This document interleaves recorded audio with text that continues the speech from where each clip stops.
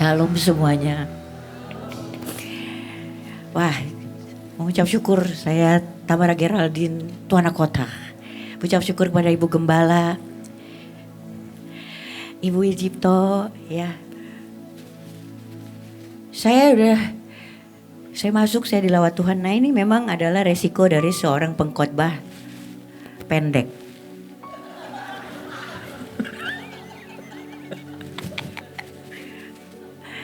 Kayak gini. Kalau orang tuh ya Bu ya, kan 1 meter 70 gitu ya. Tingginya berapa? 170 gitu. Kalau saya semeter dibagi 70 orang. Makanya kalau ada pembagian dari Tuhan tuh kita gak boleh cepet-cepet jalan ya. Sabar, saya tuh gak sabaran. Jadi kayak gini deh. Masih saya mengucap syukur banget hari ini ya. Sebagai orang yang diproses, kita kenalan dulu ya. Kan biar, iya benar makanya ya. Iya benar juga, itulah bedanya pengkhotbah pengalaman sama yang baru mulai. Ke kiri aja Bu, iya benar, ya kan ya. Tapi ini keren banget Bu, makanya saya juga pengen diabadikan.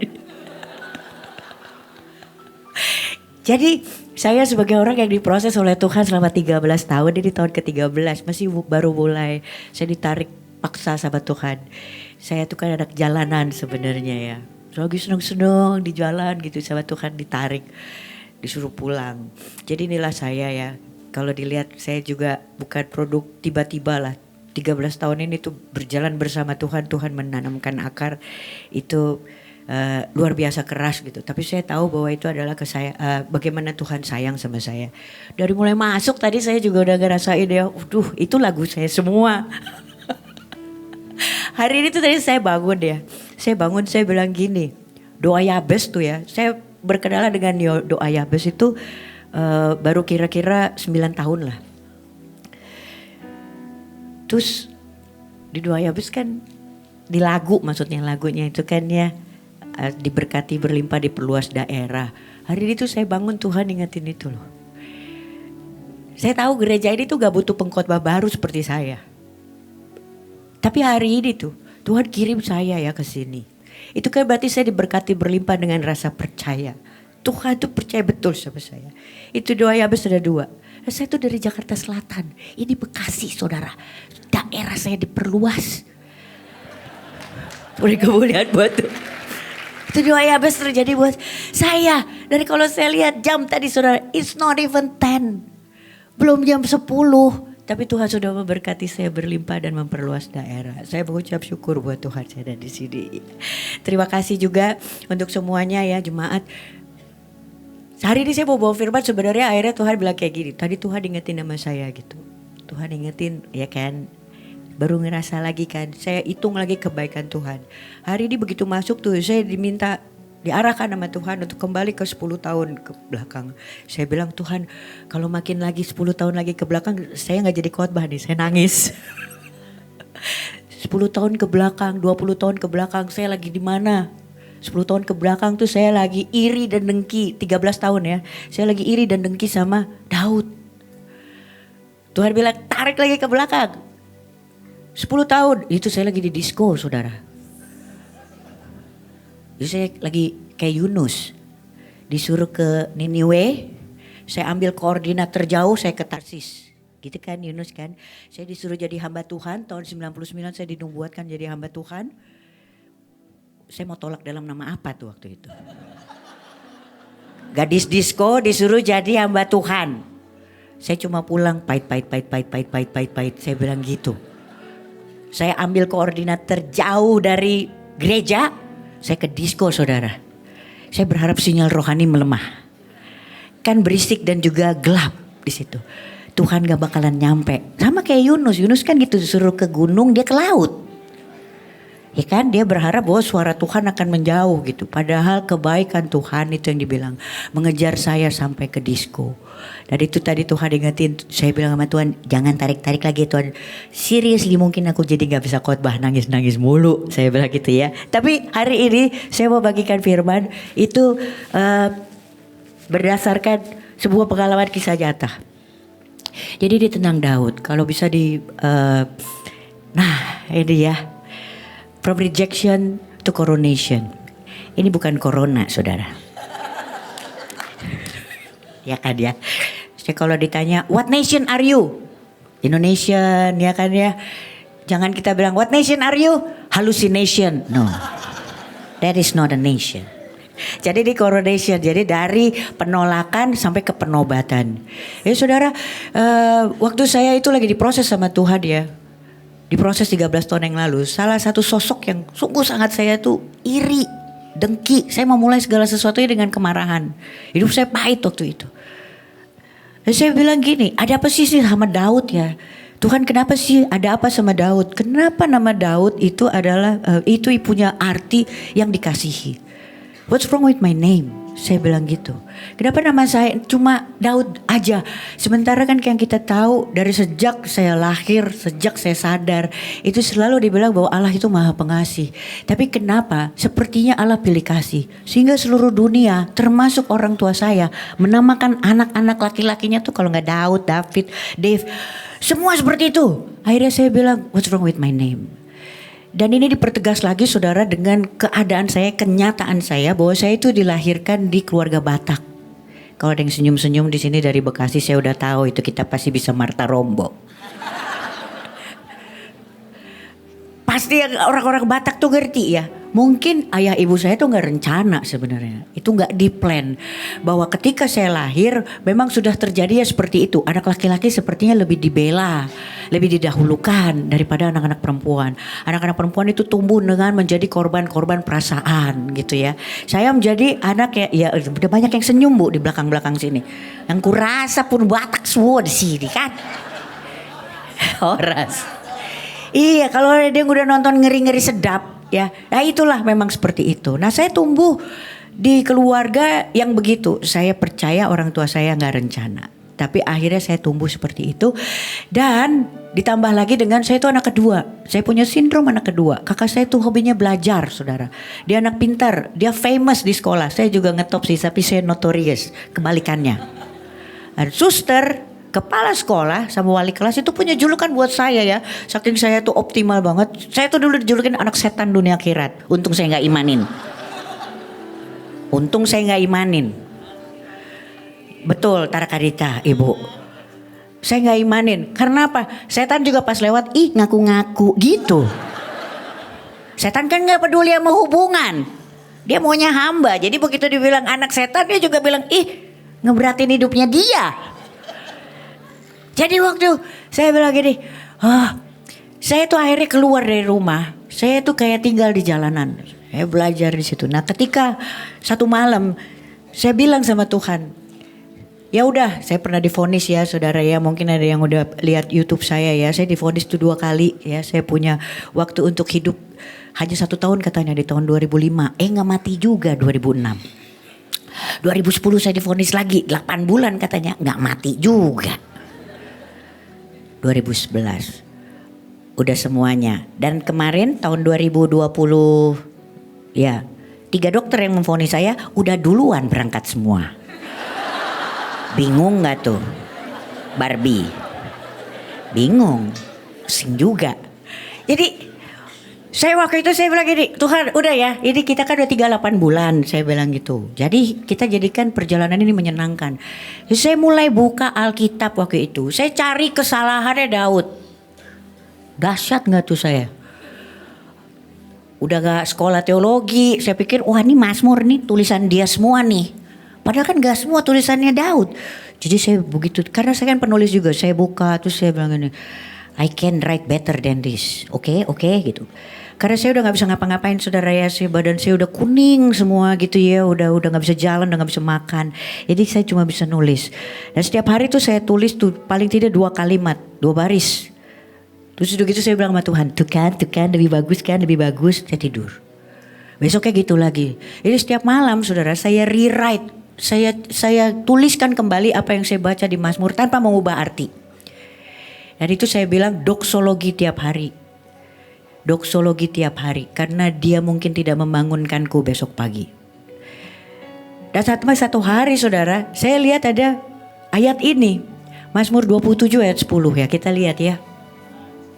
Mazmur 27 ayat 10 itu ditulis, Sekalipun ayahku dan ibuku meninggalkan aku, namun Tuhan menyambut aku. Waktu saya ngelihat ini saudara, saya mulai mikir gini, wah sama dia nih dramatisasi gitu. Segala sesuatu tuh perlu didramatize gitu kan ya. Itu saya bilang gini, oh saya juga bisa kayak begini. Kan kalau kita lagi falling in love sama orang gitu ya. Dulu mantan-mantan pacar saya bilang gini, pokoknya kalau semua orang gak mau lagi ngopi-ngopi sama I tetap love you dah gitu. Sama kayak gini kan, saya pikir wah ini dramatisasi nih. Saya pikir gitu. Tapi saya ngerti, menurut saya tuh Daud tuh begitu dia lahir, begitu dia datang, dia udah diperlengkapi sama Tuhan dengan keluarga dan rumah yang ideal. Dia juga sudah punya roh yang bisa memuji dan menyembah. Makanya dia itu selalu dibilang adalah orang yang dikasih oleh Tuhan, diperkenan dan juga berkenan kepada Tuhan. Tapi saudara, ketika saya masuk lagi ada Mazmur 69 ayat 9, di sini dibilang aku telah menjadi orang luar bagi saudara-saudaraku, orang asing bagi anak-anak ibuku. Di sini saya mulai mikir, ini Daud beneran gak ya gitu. Kok kayaknya mirip-mirip saya, boleh ya GR gitu ya. Apakah dia juga ditempatkan oleh Tuhan ya, dia berada di keluarga yang sebetulnya tuh kurang ideal. Sama seperti saya gitu. Habis itu kalau ini saya baca lagi ya, telah menjadi orang luar bagi saudara-saudaraku, orang asing bagi anak-anak ibuku. Ini kan kayak anak haram ya, kayak anak yang gak pernah didahulukan, anak yang gak pernah dibela. Dari sini saya mulai tertarik, Daud ini sebenarnya ada di keluarga yang model apa sih? Gitu. Nah, slide selanjutnya saudara, begitu saya cari tahu ya, saya berkenalan dengan sosok ini saudara. Ada yang tahu ya pasti ya, bapaknya Daud kan, Isai. Ibunya Daud, iya, ibu Nyonya Isai, benar.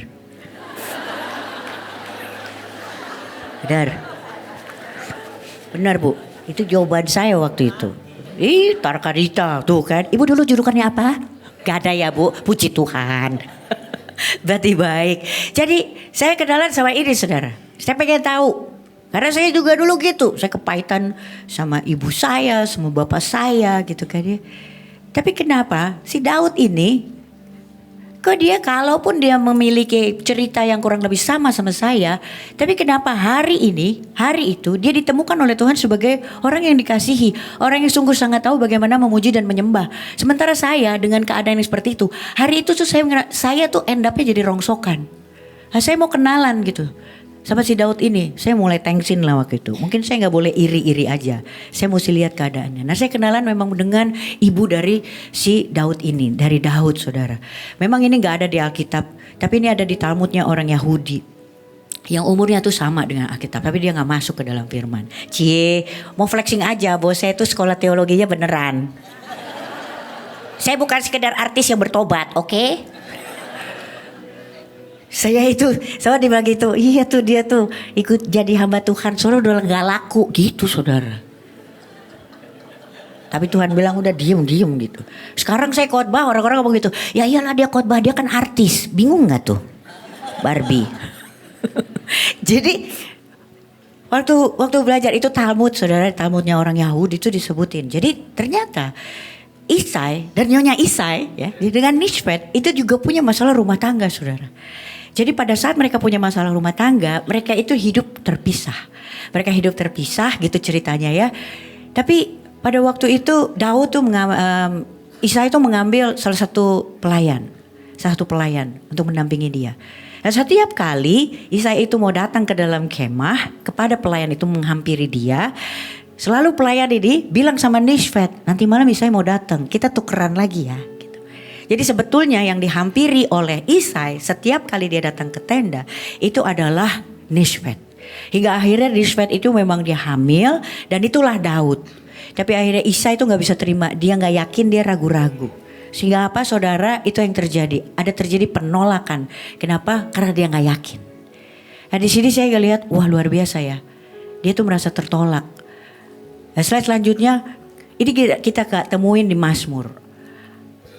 Daud itu mengalami penolakan dari umur 0 sampai dia di penobatan itu 28 tahun. Saya tertarik gitu untuk melihat penolakan model apa sih yang diterima oleh Daud. Penolakan pertama tuh ini, di Samuel, itu adalah penolakan yang pertama. Dan itu dilakukan oleh ayahnya sendiri, saudara. Kita pernah ya baca cerita ya di 1 Samuel. Di 1 Samuel 16 ayat 11 sampai 12. Ini saya bacain ya. Samuel berkata, ini kan Samuel diminta sama Tuhan datang ke rumah Isai ya. Udah gitu disuruh cari tahu anaknya siapa yang Tuhan bilang urapi karena itulah yang jadi raja. Samuel itu nggak tahu Isai itu punya anak berapa, yang mana dia nggak kenal, tapi dia datang ke situ. Kemudian Isai menampilkan semua anaknya, tapi ketika selesai mengurapi satu, Tuhan bilang no not this one, next one, no not this one, sampai area habis. Lalu Samuel bilang benar nih anakmu udah habis.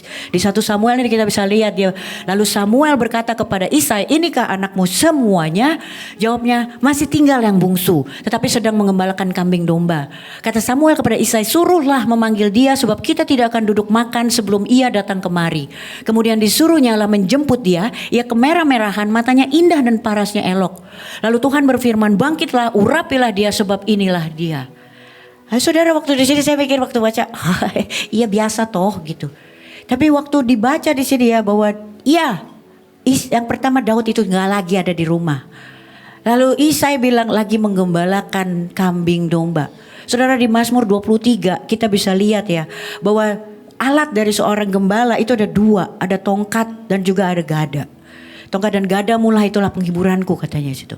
Tongkat, saudara, itu memang digunakan oleh gembala itu untuk mengembalakan kambing domba. Tapi gada, saudara, itu digunakan untuk melindungi si gembala itu dari binatang buas atau orang jahat. Ya saudara, kalau saya baca di sini ya, dengan paras elok ya dan kemerah-merahan, Daud masih muda, saudara.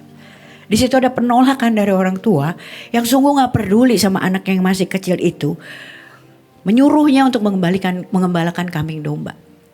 Saya di situ mulai berpikir, saya gak pernah merasakan penolakan yang se ekstrim itu dari orang tua saya. Di situ saya mulai mau berkenalan lebih jauh dari seorang Daud, lebih jauh lagi, lebih dalam lagi dengan seorang Daud. Ini penolakan yang pertama, saudara. Penolakan yang kedua, Daud sebagai orang yang selalu ditolak untuk makan bersama-sama dengan saudara-saudaranya. Ini penolakan yang kedua. Ini terjadi ketika Daud mengantarkan makanan untuk kakak-kakaknya yang sedang berada di medan perang, saudara. Penolakan dari kakak-kakaknya di 1 Samuel 17 ayat 28. Ketika Eliab kakaknya yang tertua mendengar perkataan Daud kepada orang-orang itu, bangkitlah amarah Eliab kepada Daud sambil berkata, mengapa engkau datang? Dan pada siapakah kau tinggalkan kambing domba yang 2-3 ekor itu di padang gurun? Aku kenal sifat pemberanimu dan kejahatan hatimu. Engkau datang kemari dengan maksud melihat pertempuran. Saudara, kalau kita lihat ya, di ayat yang sebelumnya di atas, Daud punya alasan untuk datang hanya karena dia taat, saudara. 1 Samuel 17 ayat 17. Isai berkata kepada Daud anaknya, ambillah untuk kakak-kakakmu berti gandum ini, sefa dan roti yang 10 ini. Bawalah cepat-cepat ke perkemahan kepada kakak-kakakmu. Sekali lagi ada penolakan dari orang tua yang meminta anaknya dengan paras yang masih kemerah-merahan untuk mengantarkan makanan kepada kakak-kakaknya ke medan perang. Saudara, di sini saya juga makin jatuh cinta untuk melihat. Mungkin ada sesuatu yang dibayar oleh Daud yang saya gak lakukan. Sehingga hari itu saya mungkin bisa bertanya kenapa nama saya mungkin tidak ditemukan sebagai yang mengasihi. Saya mulai pelajari lagi, saya mulai cari tahu apalagi yang dilakukan oleh Daud. Sampai ke perkemahan dia masih ditolak oleh saudara-saudaranya. Slide selanjutnya, ini baru penolakan yang kedua. Penolakan yang ketiga, saudara, setelah Daud mengalahkan Goliat dan juga musuh-musuhnya di bangsa Israel. 1 Samuel 16 ayat 6 sampai 7. Dulu saya kalau baca ini saya biasa aja gitu ya. Tapi waktu saya baca, habis itu saya garis bawahin dengan dilandasi oleh perasaan ingin tahu. Agak sedikit cemburu gitu ya dengan Daud. Ini yang ditemukan, saudara. 1 Samuel 18 ayat 6 sampai 7. Tetapi pada waktu mereka pulang, ketika Daud kembali sesudah mengalahkan orang Filistin itu, setelah Daud mengalahkan orang Filistin itu, keluarlah orang-orang perempuan dari segala kota Israel menyongsong Raja Saul sambil menyanyi dan menari-nari dengan memukul rebana, dengan bersukaria dan dengan membunyikan gerincing. Dan perempuan yang menari-nari itu menyanyi berbalas-balasan, katanya Saul mengalahkan beribu-ribu musuh, tapi Daud berlaksa-laksa. Saudara, coba lihat di sini ya, yang ngalahin Goliat itu Daud. Tapi kita baca di sini, keluarlah orang-orang perempuan dari segala kota Israel menyongsong Raja Saul. Daud yang ngalahin, Saul yang disongsong. Daud biasa aja gak baperan kayak saya. Habis itu saudara coba lihat ya. Mereka menyanyi, menari, memukul rebana, bersukaria, membunyikan gemerincing dan perempuan itu. Liriknya coba dibaca saudara. Saul mengalahkan beribu-ribu musuh tetapi Daud berlaksa-laksa. Kita slide selanjutnya saudara ya. Mulai hari itu karena nyanyian perempuan-perempuan yang salah lirik itu dan salah menyongsong saudara, Daud dibenci sama Saul. Akibat perkataan orang lain. 1 Samuel 18 ayat 8-9. Lalu bangkitlah amarah Saul dengan sangat dan perkataan itu menyebalkan hatinya sebab pikirnya itu asumsi bukan? Belum tentu padahal yang nyanyi dan juga nari itu berpikir yang sama. Mungkin mereka cuma salah lirik, mungkin cuma keserimpet, tetapi pikirnya asumsi dari Saul saudara. Kalau bahasa Inggrisnya assumption leads to fallacies. Asumsi adalah gerbang menuju kesesatan berpikir. Biar kelihatan saya sekolah sekali lagi.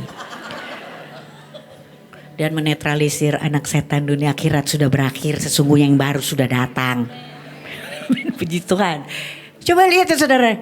Menyebalkan hatinya sebab pikirnya kepada Daud diperhitungkan mereka. Jadi perempuan-perempuan itu menurut pikirannya sudah memperhitungkan. Perempuannya berangkat perang juga enggak, ngitung juga enggak. Perempuan kan kalau ngitung enggak pernah detail. Ya enggak bapak-bapak, selalu pembulatan ke atas. Cek aja uang belanja. Yang ketawa itu pasti tahu maksud saya apa. Ya kan, ya enggak apa-apa bu. Segala sesuatunya ditawar tapi tetap berhikmat menawarnya, oke? Jadi gitu. Itu pikirannya dia aja. Tetapi kepada Daud diperhitungkan mereka berlaksa-laksa, tetapi kepadaku diperhitungkannya beribu-ribu. Akhir-akhirnya jabatan raja itu pun jatuh kepadanya. Sejak hari itu maka Saul selalu mendengki Daud. Sekarang ditolak sama raja, salahnya Daud apa? Di sini saya mulai udah bukan ingin tahu lagi, bukan ingin kenalan lagi sama Daud. Saya udah mulai tengsin. Saya udah mulai malu gitu ya untuk berani-berani cemburu sama Daud. Daud itu gak baperan. Dia gak bilang gini, Saul lihat gak sih, kan bukan saya yang nyuruh perempuan-perempuan itu keluar. Mungkin mereka juga emosi. Perempuan itu kan kalau misalnya dia lagi dilanda dengan perasaannya, segala sesuatunya kan bisa terjadi sedikit menyimpang. Suami saya tahu ini. Karena saya orangnya pragmatis katanya. Kalau dia kan teoritis ya, teologis gitu ya, semua gitu. Dihitung gitu. Perempuan-perempuan kan kebanyakan gitu. Oke kita jalan aja dulu. Iya kan ya. Ntar belakangan. Dan kita punya suami kita di belakang untuk membuatnya terstruktur dan sistematis. Gitu kan ya. Puji Tuhan ya kan ya. Iya gitu. Tapi kalau misalnya terstruktur terus ya sistematis kan gak jalan juga ya saudara ya. Di situ aja kita kan ya. Sampai Tuhan Yesus menjemput di awan-awan.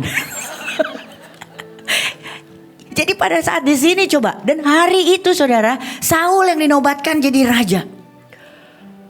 Coba bayangin, dan hari itu dia mendengki luar biasa. Terus mendengki. Dia sudah dinobatkan jadi raja, tapi dia terus mendengki kepada Daud. Daud tetap gak apa-apa saudara. Nah pelajaran apa sih yang sebetulnya bisa kita pelajari? Saya belajar dari Daud. Slide selanjutnya di sini.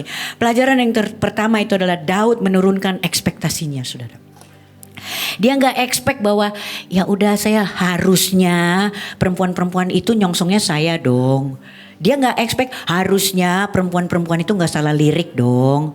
Dia gak expect harusnya, dia gak expect seperti itu saudara. Dia turunkan ekspektasinya.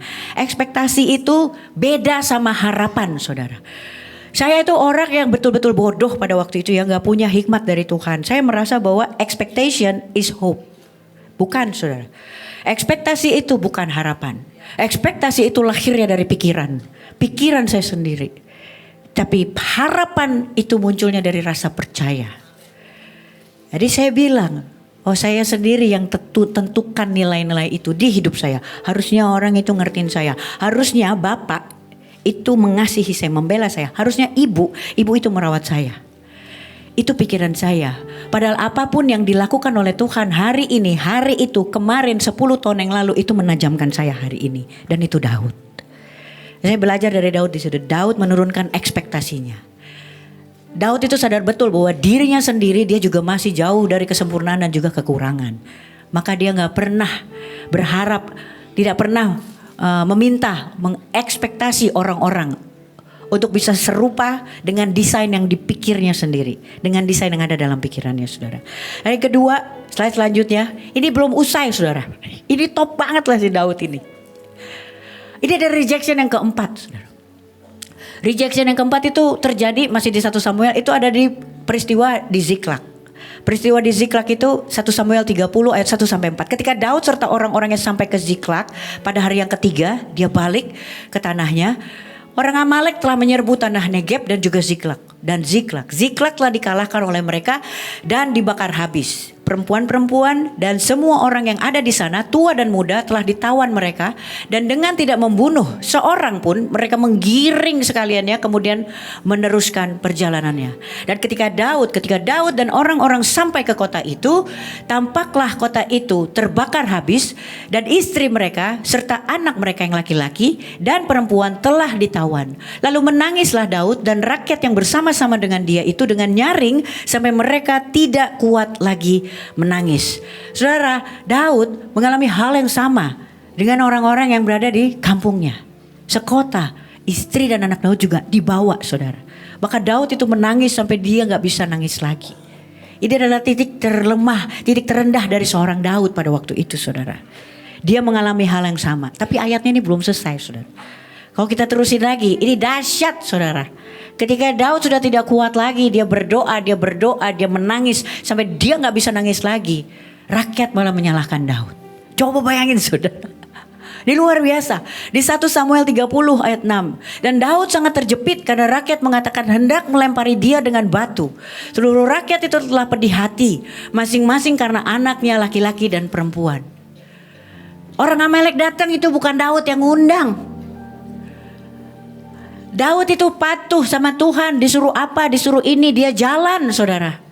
Tapi apa yang dia dapat? Yang dia dapat, istri dan anaknya pun gak ada eksklusifnya. Juga ikut diratakan, saudara. Sama seperti yang lain. Dia sudah tegak lurus sama Tuhan. Tapi toh dia mengalami hal yang sama dengan orang-orang yang rasanya gak selurus dia, saudara. Dan apa yang terjadi? Ketika dia juga ikut menangis bersama-sama dengan mereka, apa yang terjadi? Dia mau dilemparin batu, saudara. Apa salah Daud? Di sini saya ngelihat, di titik ini, itu yang membedakan saya sama Daud. Daud sebetulnya punya alasan yang sangat kuat untuk baper sama Tuhan, seperti saya malam itu.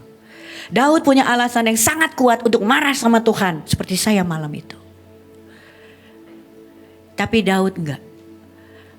Saya mulai belajar di sini. Apa yang dilakukan oleh Daud sehingga di titik terendahnya dia nggak end up jadi rongsokan kayak saya malam itu.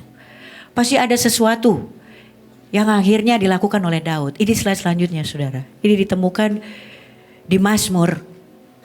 Slide selanjutnya. Ketika dia terjepit, Daud menguatkan kepercayaan kepada Tuhan Allahnya. Itu ayatnya, saudara. Saya tanya, bagaimana cara Daud itu menguatkan kepercayaannya kepada Tuhan Allahnya. Daud kembali, saudara. Dia kembali di hari dia diurapi oleh Samuel. I'm not gonna stop here, dia bilang. Saya gak akan berakhir di sini, saya belum jadi raja. Dan jelas di situ Tuhan sudah rencanakan dia bahwa Daud akan jadi raja. Daud bangkit, saudara. Dia menguatkan kepercayaannya, dia tarik janji yang memang sudah dia dengar dari Tuhan. Malam itu, saudara, itu cara Daud. Oh, saya mau copy paste. Saya mau copy paste. Saya gak akan berhenti di sini. Saya pernah dengar, saya pegang janji Tuhan. Saya kuatkan kepercayaan itu. Dulu saya bilang, wah, nubuatan saya nih ya, saudara ya. Waktu saya bilang pahit itu. Saya ikut KKR nih. Saking nakalnya saya. Ada seorang gembala yang akhirnya ngirim saya ke KKR, Bu. Coba bayangin ya. Di situ saya bilang gini, nanti kalau ada altar call kita jangan maju ya. Dia bilang gitu sama teman saya. Nakal juga. Kenapa? Nanti kita didoain, saya bilang gitu. Ayo kita ke belakang, saya bilang kayak gitu. Ya kan, altar call ke depan, kita ke belakang lagi doa. Gitu. Saya bilang gini, kita jangan di belakang, ntar kalau dia dari belakang gimana? Itu KKR saya sibuk banget kayak hamba Tuhannya, saudara. mencari jiwa-jiwa. Kalau saya enggak, saya cari tempat teraman gitu. Pokoknya saya jangan gitu. Terus saya, oh kita di situ aja di tengah. Ini kan rame. Jadi saya tuh saya di tengah tuh cari pilar situ tuh saya di situ. Ini udah kagak bakalan deh dia ya. Udah sempit ya kan ya. Orang-orang pada nangis, saya pikir gitu. Nyampe juga saudara. Ampun dah. Jadi saya dibuatin waktu itu dibagian you will travel far, you will talk and people will listen. Saya juga gini, ada kurang-kurangnya dia. Saya kan MC, ya iyalah ya. Saya traveling, saya ngomong, orang denger. Kalau nggak tahu acaranya, saya bilang gitu kan ya. Dia belum selesai saudara. Dia bilang gini, and you will be the pillar of prayer. Nah lo pendeta ya, gitu. Saya ngomong kayak gitu, makanya saya bilang gini, pendeta, hamba Tuhan dong. Wah mau saya tolak dalam nama apa? Makanya saya pulang, pahit. Tapi waktu saya terbuka diri saudara, waktu Daud bilang dia menguatkan kepercayaannya kepada Tuhan Allahnya, dia kembali ke masa dia diurapi oleh Samuel. Dia bilang sama Tuhan, dia kuatkan kepercayaannya. Saya belum jadi raja, dia bangkit saudara. Saya kembali juga ke situ. Saya bilang Tuhan, saya dengar Tuhan mau pakai saya jadi hamba Tuhan. Saya belum jadi hamba Tuhan, so I'm not gonna stop here. Dan itu yang terjadi saudara. Saya menguatkan kepercayaan saya dengan cara yang praktis dan sederhana waktu itu. 2 kalimat selalu saya tulis buat Tuhan ya. Doksologi itu ternyata sampai hari ini saudara. Tuhan mengembalikan saya dengan cara yang aneh untuk kembalikan saya ke firman. Hari ini tuh saya udah nulis, saya rewrite semuanya. Saya gak akan tidur sebelum nulis paling gak 2 kalimat buat Tuhan gitu. Seperti saya tulis misalnya kayak Tuhan dekat dengan orang-orang yang patah hati, Mazmur 46 ayat 10. Saya bisa tulis gini, kalau memang cara kita dekat adalah dengan patah hati, maka buatlah aku sampai mati patah hati. Dahsyat ya. Luar biasa gak itu ya Tuhan ya. Jadi dengan motivasi salah Tuhan tuh bisa kembalikan saya saudara ke tujuan yang memang dia rencanakan buat saya gitu. Saya bisa tulis kayak gini. Ketika aku berseru dalam kesesakan engkau menjawab, ada gitu ya di Mazmur 91 gitu kan ya. Saya bisa tulis gitu. Seruanku baru kemarin, hari ini begitu lain. Wow. Ini saya tulis ya, baru saya tidur. Tiba-tiba tangan saya udah gak kuning lagi saudara. Badan saya udah gak kuning lagi. Tiba-tiba satu malam saya ngeliat gini, saya pengen pipis. Gak tumben-tumbennya. Ini gak ada orang yang ada di samping saya. Saya bisa jalan ke kamar mandi saudara. Dan itu terjadi sampai hari ini. Tuhan udah kasih hati yang baru. Tuhan kasih semuanya yang baru saudara buat saya. Dan saya tahu ini urusannya buat pengabaran Injil. Bukan untuk kembali siaran bola. Karena begadang jangan begadang bila tiada artinya, oke? Saya belajar dari Daud. Di ayat selanjutnya, slide selanjutnya. Di sini saya lihat Daud itu ketika dia berserah. Dia kembali menguatkan kepercayaannya pada Allah. Berserah, menukar kelemahannya dengan kekuatan Allah, tapi dia take action. Selama ini kan saya enggak ya. Waktu yang pertama itu, ya saya udah berserah, panggil hamba Tuhan, tumpang tangan, hamba Tuhannya pergi nonton TV. Daud tuh enggak, begitu saya ngeliat, iya ya Daud kepada waktu sakit, ini pujian penyembahannya. Tahu dari mana Daud itu sakitnya cuma sakit-sakit flu doang. Tuhan itu bilang sama saya waktu itu, saya kalau diingetin ini Tuhan bilang gini, you bisa nyanyi, bukan menari seperti Daud menari. Sekarang saya tanya, you bed rest kayak Daud bed rest gak? Gitu. Jangan cuma nari kayak Daud menari. Daud kalau lagi bed rest atau dia lagi gak bisa kemana-mana, dia harus istirahat. Dia mau muji menyembah tetap. Kau saya kayak nonton drakor. Oh iya ya Tuhan, pada Daud ketika menghadapi kesesakan. Daud pernah sesak, dia gak cerita tuh di Mazmur, dia cuma share sama saya. Gini loh kalau lagi sesak berdoa gitu, bangun Mazmurmu sendiri. Doa ketika bertemu dengan orang fasik. Daud juga gak cerita, sementara saya tahu gak sih dia ya, aduh pusing banget lah sama dia. Yang saya gede itu orang fasiknya. Kehabisan waktu saya untuk berdoa dan menyembah. Daud itu gak seperti itu ditemukan di Mazmur. Bahkan cerita penolakan itu gak ada. Itu yang cerita orang lain saudara. Itu yang membedakan saya sama Daud. Saya mulai lihat gitu. Hari itu saya mulai lihat saya harus take action. Ini yang dilakukan oleh Daud. Daud pada waktu itu ketika dia kembali menguatkan kepercayaan kepada Allah, Daud dan prajuritnya mengejar orang Amalek, mengalahkan mereka dan membawa kembali keluarga mereka. Ada di 1 Samuel 30 ayat 8 sampai 31. Sementara itu Saul tewas dalam peperangan melawan orang Filistin, 1 Samuel 31. Dan Daud diangkat menjadi raja di 2 Samuel 2 ayat 4. Saudara tahu dari titik terendahnya Daud sampai di penobatannya itu hanya hitungan minggu, saudara. Jadi saya juga kelihatan kayak belajar teologi ya, lumayan dah. Tuhan bilang, kamu mau jadi, saya bilang gini, ya udah aku mau ikut jadi ambil bagian di amanat agung. Kata Tuhan, kayak rame aja memuridkan, kau pun nggak pernah jadi murid, sekolah nyogok terus gitu. Oh ya udah deh Tuhan, gimana caranya? Ya udahlah, aku mau mendisiplinkan diriku, aku masuk sekolah.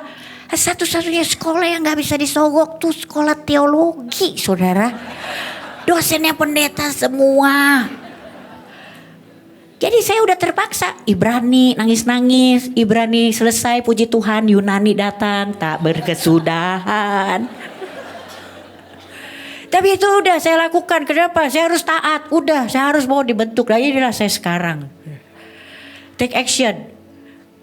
Ketakutan saya itu adalah sekolah. Saya takut sekali dianggap bodoh. Saya takut sekali saya direndahkan. Tuhan bilang cara terbaik untuk mengatasi rasa takut itu, you go back and you do the opposite. Itu yang dilakukan Daud di titik terendahnya. Dia kejar musuhnya. Musuh saya sekolah. Saya kejar di situ dan saya hadapin. Dan akhirnya Daud diangkat menjadi raja. Itu hitungannya hanya hitungan minggu, saudara. Saya nggak kebayang tuh kalau Daud nggak memperkuat kepercayaannya sama apa yang didengarnya ketika dia akan diurapi jadi raja. Dalam hitungan minggu gak ada penobatan, saudara. Saya belajar itu dari Daud. Saya belajar hari ini. Saya udah gak penting lagi. Kalau hari ini kelihatannya Tuhan gak ngapa-ngapain buat saya gak perlu bukti lagi, saudara. Kenapa? Karena kebaikan Tuhan sudah mengejar saya. His goodness is running after me gitu. Bahkan di tempat yang paling berisik dan di tempat yang tergelap ketika saya di lantai disco, saudara. Ketika iblis bilang di situ, kasih gue. Ini lagi mendukakan hatimu. Saya gak terlalu peduli sama Tuhan. When I woke up in the morning pada waktu itu dalam keadaan yang masih hangover. Saya gak peduli, saudara. Tapi di situ Tuhan baik, saya ada hari ini. Saya dipercaya untuk bicara di mimbar, saudara. Saya gak perlu bukti apa-apa lagi tuh kalau Tuhan hari ini baik. Kalau saya mau lihat bahwa saya itu biji mata, saya kembalikan ingatan saya ke 10-15 tahun yang lalu. Di situ saya biji mata, di situ saya berharga. Kalau saya mau tahu bahwa saya sungguh sangat berharga, saya tinggal kembalikan ingatan saya. Saya kemarin disuruh khotbah di salah satu gereja yang juga besar, di salah satu mall di Surabaya. Itu sebelum khotbah Tuhan bilang kayak gini, terakhir kamu datang ke mall ini kamu sebagai apa, Tamara? Saya baru ingat, oh ya sebagai pengunjung, karena saya udah gak pernah ke mall. Apalagi di Surabaya 15 tahun yang lalu. Saya pengunjung. Lalu Tuhan bilang, hari ini kamu datang sebagai apa? Sebagai pengkhotbah. Saudara, saya gak lihat apa yang Tuhan lihat. Pengunjung mall 15 tahun yang lalu itu ribuan, saudara. Tapi Tuhan sudah bidik, itu dia. I want her. Itu dia. Yang nanti akan khotbah 15 tahun, saudara. Hari ini saya gak butuh bukti apa-apa. Dan saya percaya bahwa Tuhan tidak hanya melakukannya buat Daud, tapi Tuhan juga melakukannya buat siapa saja yang mengasihi dia. Sekali lagi saya mengucap syukur untuk semuanya.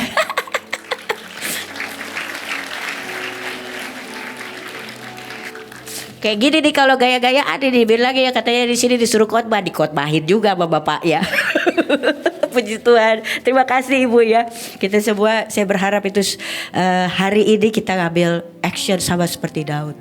Hari ini kita semua nanti malam apalagi. Saya selalu bilang kalau misalnya malam nanti Tuhan juga akan menemukan Tamara binti Tambunan. Iya kan? Dia kan Daud bin Isai, ya kan? Tuhan akan menemukan Tamara binti Tambunan. Ya, sebagai orang yang mengasihi dia, berkenan dan juga diperkenan oleh Tuhan gitu. Hari ini saya bisa bilang sama Tuhan, Tamara itu ciptaan Tuhan dan Tuhan tidak pernah menciptakan rongsokan. Saya bisa sebut nama saya, namaku Tamara, artinya the beloved, artinya yang dikasihi. Nanti malam kita semua juga mau ya kita bilang sama Tuhan ya, semua nama kita artinya yang dikasihi.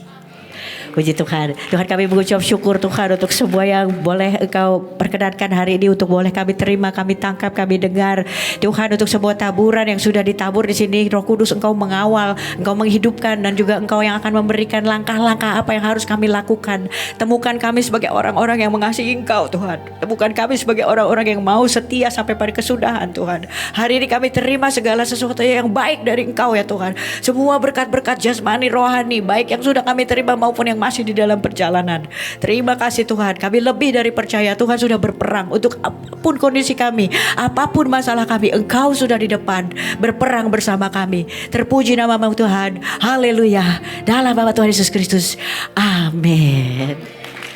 Tuhan Yesus memberkati.